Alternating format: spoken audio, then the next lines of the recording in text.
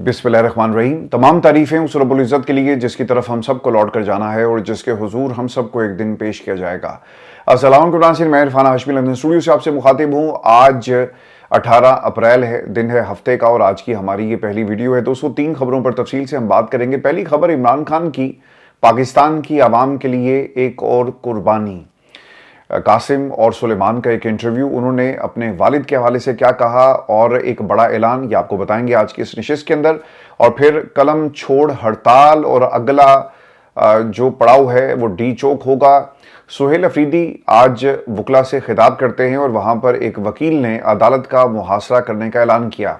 ये कैसे मुमकिन होगा? और पाकिस्तान तहरीक इंसाफ के अंदर Achakzai and the rest of the company, जिनको इमरान खान ने ओहदे दिए, इमरान खान ने पाकिस्तान में अपोजिशन का लीडर बनाया, क्या ये लीडर बनने के काबिल थे भी? और दूसरी तरफ पाकिस्तान तहरीक इंसाफ की जो गुफ्तगू हुई है अचकजई साहब के साथ, जो इनके इनर सर्कल्स हैं वो क्या बता रहे हैं और क्या होगा आने वाले इस धरने के हवाले से, एहतजाज के हवाले से और डी चौक मार्च के हवाले से।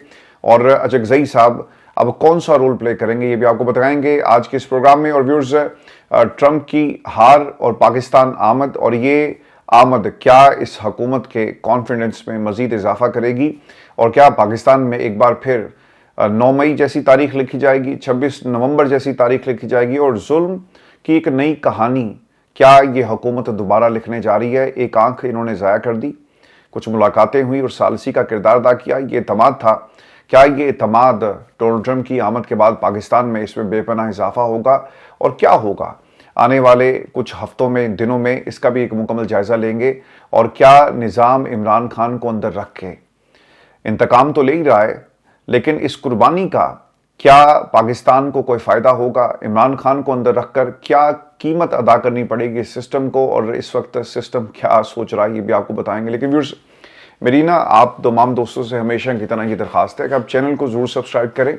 और ये जितने भी हमारे प्लेटफॉर्म्स हैं इन्हें हमने डेडिकेट कर दिया है पाकिस्तान में नौजवानों के स्किल सेट के लिए। और हमारा जो प्रोजेक्ट है, आपका जो प्रोजेक्ट है थैलेसीमिया अलर्ट का, इसमें आप हमारी ज़रूर आवाज़ बनिएगा और बढ़ चढ़ के इन वीडियोस को आखिर तक देखें ताकि हम अपने इन तमाम प्रोजेक्ट्स के अंदर आपकी मदद से इन्हें एक तो कामयाब बनाएं और फिर लोगों की मदद हो सके।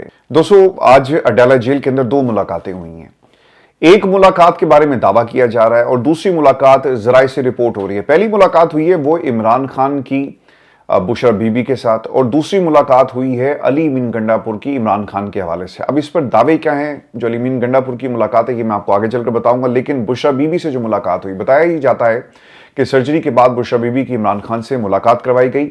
इमरान खान ने बुशरा बीबी से उनकी सर्जरी से मुतल्लिक बातचीत की। बुशरा बीबी और इमरान खान की मुलाकात पूरे 40 मिनट तक जारी रही और उसके बाद उनकी फैमिली की तरफ से जो ज़रूरी सामान लाया गया था वो भी उनके हवाले कर दिया गया। देखें, ये मुलाकात इन्होंने इसलिए करवाई कि अगर कल को कोई हमसे पूछता है, अदालत में अगर सवाल हो गया, तो हमारे पास एक रिपोर्ट तैयार होगी कि इमीडिएट फैमिली मेम्बर्स को हमने बुशरा बीबी का एक्सेस दे दिया था और वो मिल लिए, ख़ानदान के लोग भी मिल लिए और जो खामद जेल के अंदर उसे भी हमने मिला दिया। इसलिए ये अपनी एक रिकॉर्ड कीपिंग का काम कर रहे हैं। और दोस्तों, इसमें मेजर डेवलपमेंट ये हुई है कि कुछ लोगों से मेरी बात हुई है इस्लामाबाद में, वो ये बताते हैं कि एक मेजर सर्जरी थी।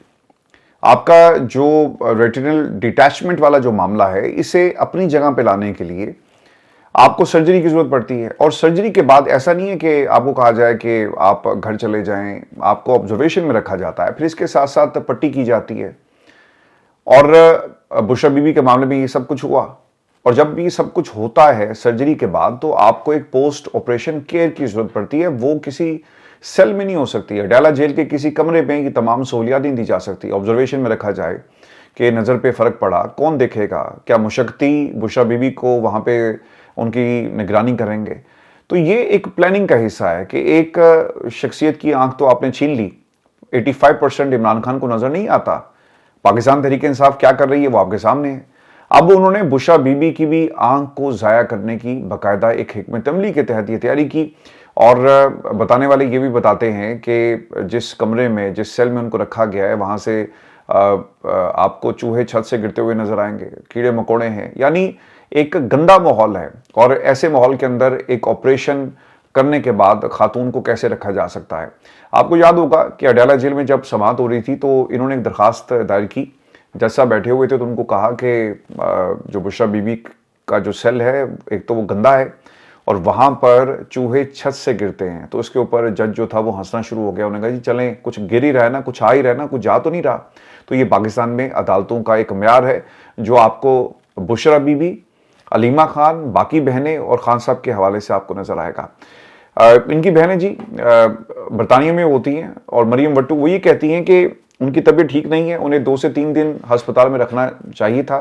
वो तकलीफ में थी, पहले ही उनके इलाज में ताखीर की गई, उन्हें रात को अस्पताल मुंतकिल किया गया, सर्जरी की गई तो पास खानदान का कोई फर्द भी मौजूद नहीं था। देखिए एक तो ये जो काम किया गया एक तरह से क्रिमिनल नेग्लिजेंस के जुमरे में आता है। आप किस तरह फैमिली से इजाजत लिए बगैर, फैमिली को बताए बगैर आप क्या कर रहे हैं, आप खानदान के किसी फर्द को बताते नहीं और ऑपरेशन थिएटर एक शख्सियत को लेकर जा रहे हैं। आपको याद होगा इससे पहले खान साहब के साथ भी यही हुआ कि फैमिली के किसी मेंबर को नहीं बताया गया और ये बैरिस्टर गौहर को बताया गया था। अगर ये चाहता तो कह सकता था ना कि आप एक काम करें, बहनों में से किसी एक को इजाजत देते हैं, लेकिन ये सियासत कर रहे हैं। देखिए ये तो चेयरमैन बनने के लायक भी नहीं है, ये चेयरमैन किसी यूनियन काउंसिल का बनने के लायक भी नहीं है। ये पाकिस्तान तहरीक इंसाफ यानी मुल्क की सबसे बड़ी सियासी जमात का इसे चेयरमैन बना दिया गया, बन गया, हादसाती तौर पे बन गया और इमरान खान ने इसके ऊपर भरोसा किया। लेकिन ये किस तरह से तहरीक इंसाफ को नुकसान पहुंचा रहा है वो आपके सामने है। पाकिस्तान तहरीक इंसाफ मैंडेट की हिफाजत नहीं कर सकी, कोई बात नहीं। पाकिस्तान तहरीक इंसाफ अवाम के मैंडेट को चोरी होने से बचा नहीं सकी, बाहर निकल आते, कॉल देते, लोगों को गाइड करते, लीड करते, तो ये आज मंजरनामा हमारे सामने ना होता। चलें कोई बात नहीं, लेकिन जो आप कहते थे इस मुंह से लाल टोपियां पहनकर कि सरकार इमरान खान हमारी रेड लाइन है, आपने तो खुद से ही रेड लाइन क्रॉस कर ली। जिनके बारे में आप कहते थे वो तो क्रॉस उन्होंने क्या करना था, पाकिस्तान तहरीक इंसाफ के लोगों ने खुद ये रेड लाइन क्रॉस की है। और इमरान खान की सेहत, इमरान खान की आंख, आप देख लें कि इसके ऊपर मुकम्मल खामोशी है, कोई क्यों नहीं बोलता।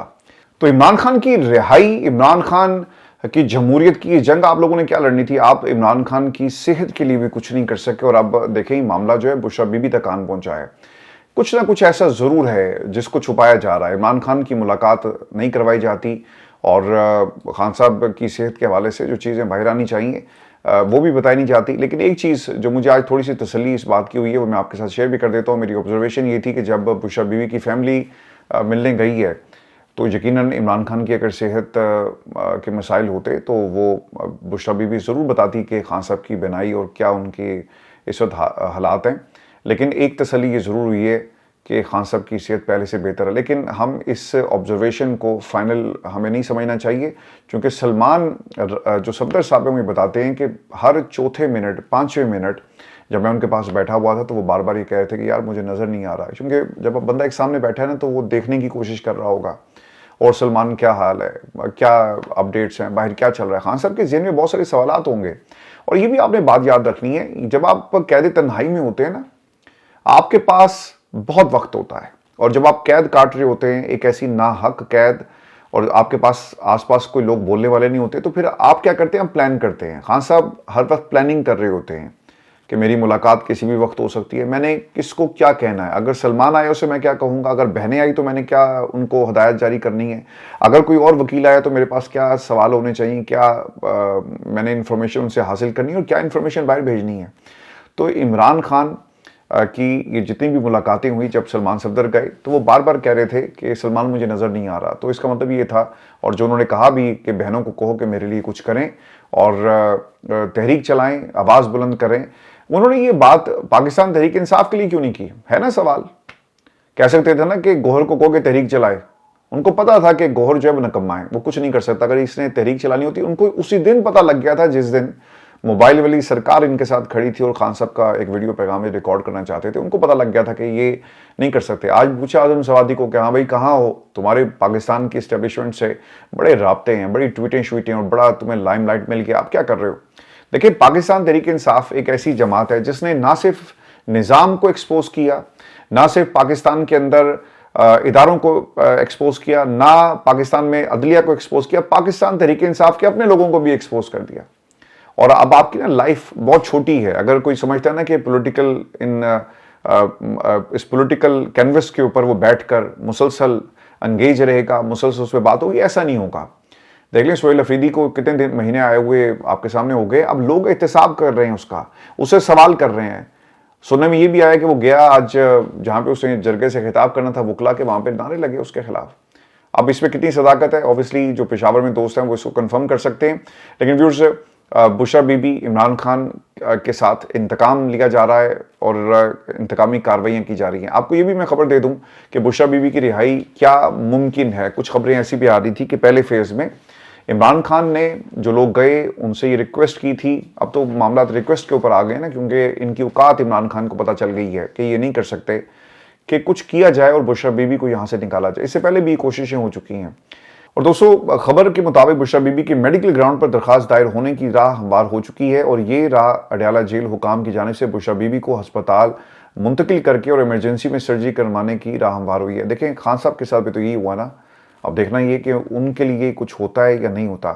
दोस्तों, ये जो सवाल था ना कि इमरान खान पाकिस्तान के अंदर निज़ाम क्या इमरान खान से इसी तरह बदला लेता रहेगा। दो चीज़ें मैं आपके साथ शेयर करता हूं और एक पाकिस्तान में ताकतवर हलकों के तर्जुमान हैं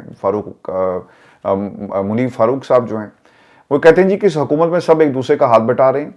वज़ीर दाखिला चेयरमैन पाकिस्तान क्रिकेट बोर्ड वज़ीर ख़ारजा के काम कर रहा है, वज़ीर ख़ारजा वज़ारत ख़जाना के काम कर रहा है और ये बहुत मिसाली हुकूमत है, इसे चलना चाहिए। ये day to day fire fighting हो रही है, डे टू डे सर्वाइवल की जंग हो रही है और रियासत को एक सवाल का जवाब तलाश करना है कि इमरान खान को जबरी तौर पर निज़ाम से बाहर रखने की कीमत कितनी है और कब तक अदा करनी है। कीमत है ना, और कीमत क्या है कि आप निज़ाम के अंदर अपनी मर्जी के लोगों को लगा दें। देखिए, इनमें से कोई भी शख्स ना जमहूरियत के रास्ते नहीं आया। आप उठाकर देख लें, कोई सेनेटर बन गया। सेनेटर बनना पाकिस्तान में अगर कोई जमात चाहे तो मुश्किल तो नहीं है। फैसल वाडा भी तो सेनेटर बना हुआ है ना, और बहुत सारे लोग सेनेटर बने।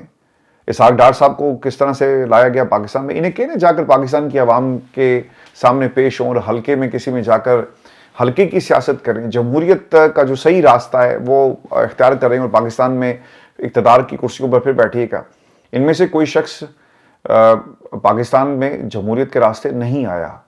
जो फैसले कर रहे हैं उनका जमहूरियत से कोई लेना देना नहीं है। लेकिन वो कहते हैं जी कि सब कुछ ठीक है भाई, फिर ऐलान कर दो कि पाकिस्तान के आइन को हम मुअत्तल कर रहे हैं और आज के बाद पाकिस्तान में आइन की कोई बात नहीं करेगा। इंसानी बुनियादी हकूक जो हैं उनको भी हम मुअत्तल कर रहे हैं। सिर्फ डंडे का जोर होगा, डंडे का कानून होगा और डंडे की सरकार होगी। और ये सब ड्रामा करना फिर बंद कर दें। दुनिया को हम दिखाते हैं कि पाकिस्तान जमहूरी है, लेकिन क्या हो रहा है कि यहाँ पर इमरान खान को, इमरान खान की बहनों को, इमरान खान की अहलिया को अपने ख़ानदान से मिलने की इजाज़त नहीं है। और क्यों कर रहे हैं? देखें, ये जो कीमत है ना, ये कितनी कीमत आप अदा करेंगे? जमहूरियत की कीमत आप अदा कर रहे हैं और इनका जिनके साथ गठजोड़ हो गया वहां पर भी आपको डिक्टेटरशिप नजर आएगी। डोनाल्ड ट्रंप कहने को तो आपको लगता है ना कि एक जमहूरी मुल्क का सदर और वो अपनी आवाम की ताकत से उस कुर्सी पे बैठा, बिल्कुल बैठा होगा, लेकिन जो फैसले वो कर रहा है उसमें जमहूरियत कोई नहीं है। यही वजह है कि वहां पे 60 से 70% जो है उसके खिलाफ अब वोटिंग हो गई और सर्वे आप बता रहे हैं कि दुनिया उसके खिलाफ, अमेरिकन उसके खिलाफ हो गए। इन्होंने ऐसे लोगों के साथ पार्टनरशिप कर ली है जो अपनी बका की जंग लड़े। ये अपनी बका की जंग लड़ रहे हैं, वो अपनी बका की जंग लड़ रहे हैं। डोनाल्ड ट्रंप अपनी बका की जंग लड़ रहा है, ये अपनी बका की जंग लड़ रहे हैं। और जो सबसे अहम नुकता है ना, इनका इत्तेमाद पहले से बहुत ज्यादा है।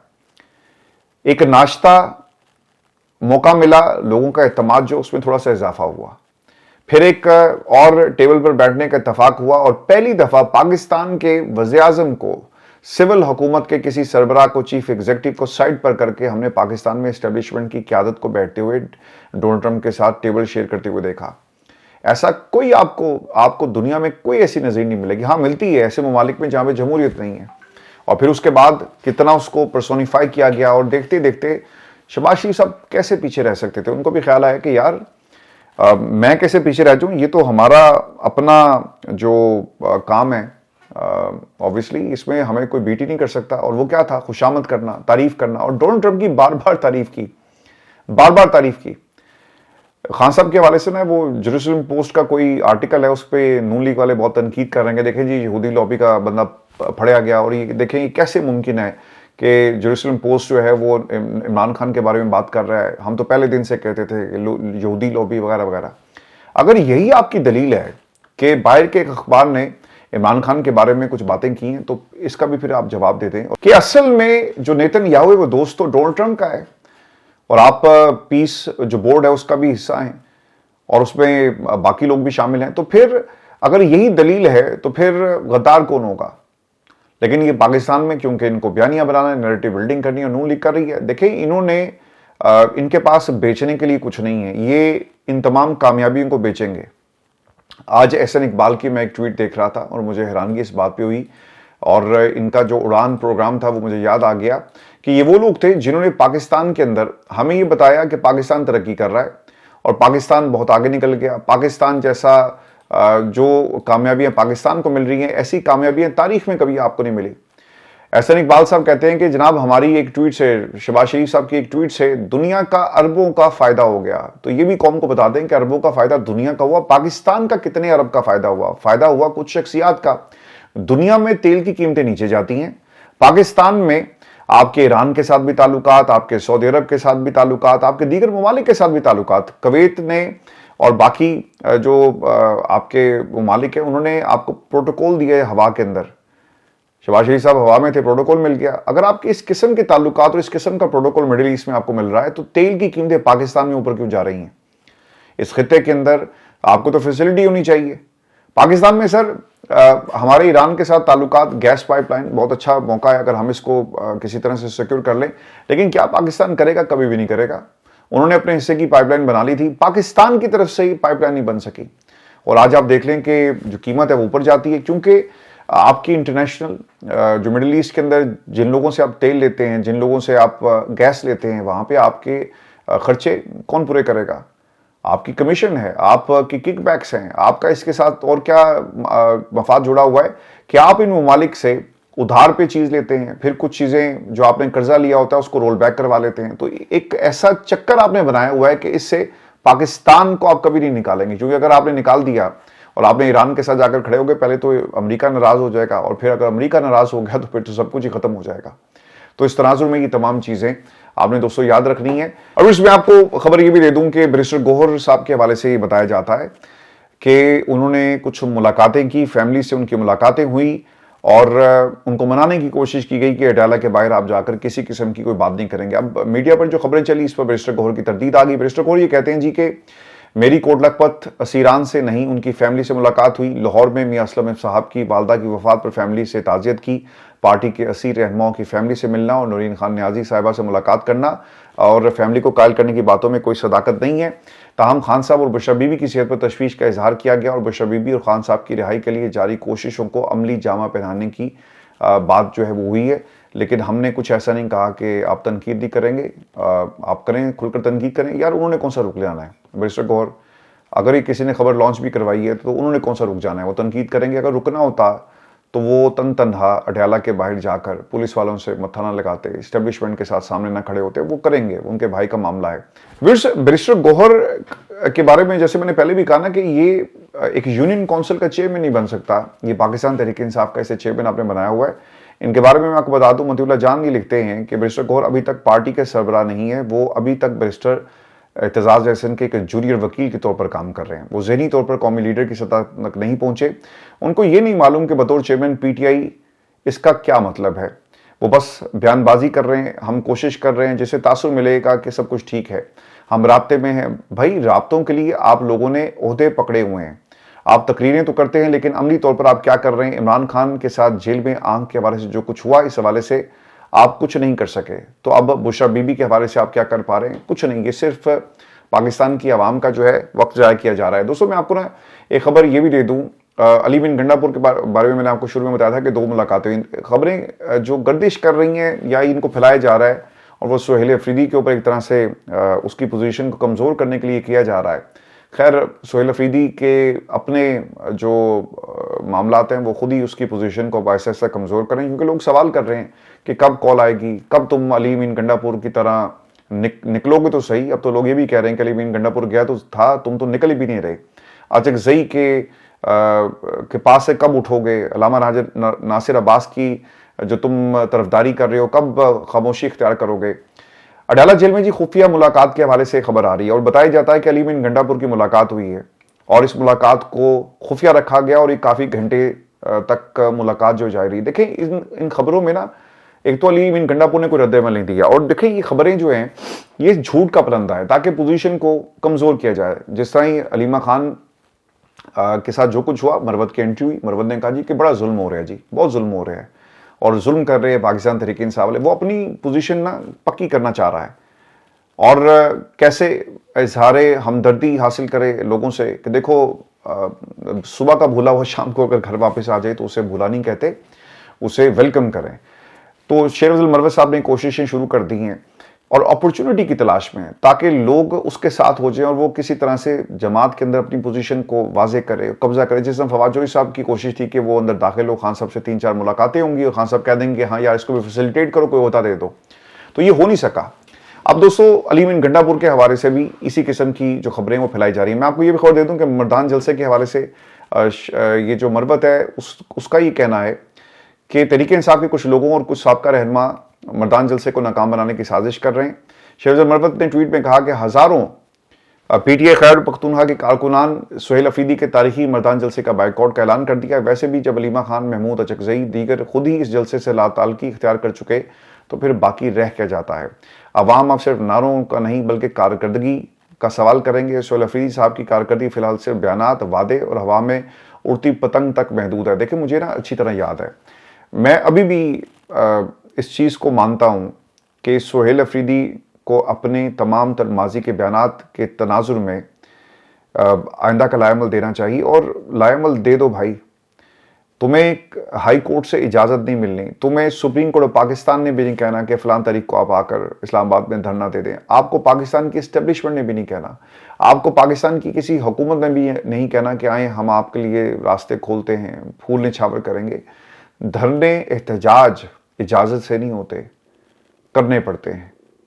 आप ये कहें कि एक बेहतरीन हिकमत अमली के तहत हम काम करें, वो क्या है हिकमत अमली, किस लेवल पर बात हुई?